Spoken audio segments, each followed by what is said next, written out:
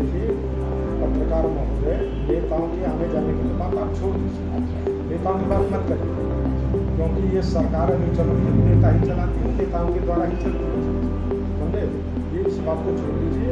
अगर नेता नहीं आएंगे जाएंगे तो कैसे तुम्हारे स्कूल चल पाएंगे, कैसे शिक्षक संस्था चल पाएंगे, अन्य काम कैसे होगा। नेता ही करते हैं इस काम को, समझे।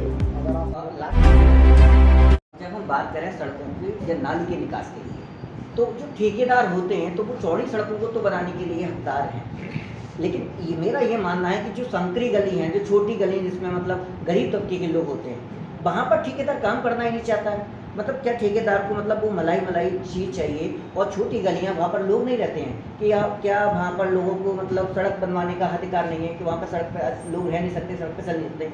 आपको मैं बता दूँ कि आप ईसापुर वाली रोड पर कभी विजिट करें, बहुत लोग वहाँ पर आके नारियल चढ़ा के गए हैं मंदिर के बगल में, और कल भी मैंने उसकी खबर लगवाई है ईसापुर वाली रोड पे, जहाँ पर 7 गांव जाते हैं, 7 गांव अंदर है।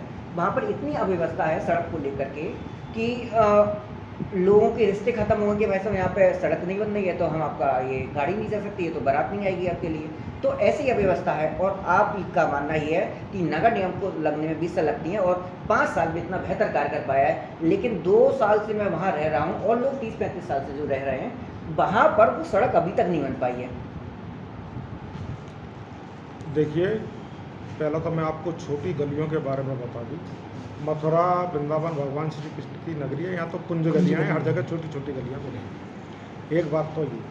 दूसरी बात, आपने ही कह दी अपने मुँह से ही कि आप वहाँ रहते हैं इसलिए इस मामले को उठा रहे हैं। आप वहाँ की बात मत करिए, आप चौबिया पाड़ी की तरफ जाइए, वहाँ पर जो बड़ी छोटी छोटी गलियाँ हैं, ये दिक्कत आती है हमारे सामने कि छोटी गलियों में ऊपर चढ़ाई पर ठेकेदार नहीं पहुँच पाते हैं काम पर। लेकिन ऐसा कुछ नहीं है, हर वार्ड में, हर क्षेत्र में हम काम करा रहे हैं। हम स्वयं इसका अवलोकन करते हैं, जाकर देखते हैं कि हमारे यहाँ कहाँ काम हो रहा है, कहाँ नहीं हो रहा है। हर जगह काम हो रहा है, हर जगह पहुँच रहे हैं। हो सकता है 1% कहीं कोई ना पहुँचा हो, रह गया हो, क्योंकि 20 साल में हम कर पाते हैं स्टैंड, तो अभी कुछ चीज़ें ऐसी रह गई हैं जहाँ नहीं हो पाया होगा, जहाँ रह गया है उसको भी जल्दी से करना। ईसापुर वाली रोड की बात कर, मैंने कह दिया ना, नहीं रह गया तो। अच्छा, और मैं आपको स्कूल्स के बारे में बात करूँ, प्राइमरी स्कूल के बारे में। वहाँ पर बच्चों के बैठने के लिए सीटेड नहीं है, और कुछ वार्डों में ऐसा है कि पार्षद ने केवल ऊपर से उसकी मतलब पेंटिंग करवा दी अच्छी तरह। अगर क्लास में जाकर देखें, जिस तरीके से आपका जो अच्छा कमरा है, मतलब अच्छा हॉल है, पर्दे लगे हुए हैं, ये सील लगी हुई है, किलोमीटर तक है, तो वहाँ पर मतलब ना तो पलस्तर सही से हो रहा है, और कुछ अव्यवस्था है, मतलब इतनी अव्यवस्था है कि बच्चों को खींच बैठने की व्यवस्था है, इतने छोटे छोटे कमरे हैं, तो इन पर ध्यान क्यों नहीं दिया जा रहा? देखिए, वैसे तो ये मामला शिक्षा विभाग का मामला है, अच्छा, नगर निगम का ये मामला नहीं है, लेकिन फिर भी नगर निगम ने कुछ स्कूल गोद लिए हैं, कुछ और अधिकारियों ने लिए हैं, कुछ पार्षदों ने लिए हैं, तो इस व्यवस्था को बहुत जल्दी हम इसको करवाएंगे।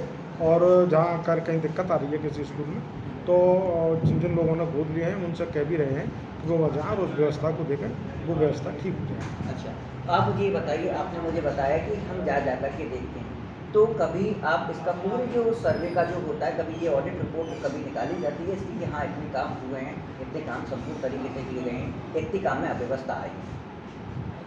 अगर मैं ही सारी सर्वे रिपोर्टें निकाल कर तुमको दिखा दूँगा तो आप पत्रकार हैं, फिर आप मुझसे कुछ करने का ही के लिए है। आपका काम है, आप देखिए, काम कराना हमारा काम है, हम काम कराते हैं। आप जान के देखिए, अगर कहीं कमी होती है तो निश्चित तौर पर पत्रकारों का काम है, अगर वो जनता को बताते हैं, हमको बताते हैं, तो हम काम कराते हैं। आपने स्कूलों के बारे में बताया है, मैंने बताया आपको, अगर कुछ स्कूल रोक लिए गए उनका काम कराएंगे।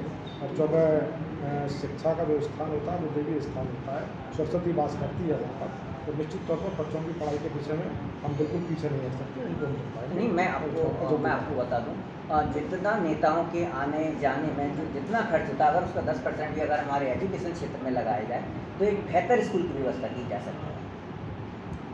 देखिए पत्रकार महोदय, नेताओं के आने जाने की तो बात आप छोड़ दीजिए। अच्छा, नेताओं की बात मत करिए, अच्छा, क्योंकि ये सरकार है जो चलती है, नेता ही चलाती है, नेताओं के द्वारा ही चलती है, समझे।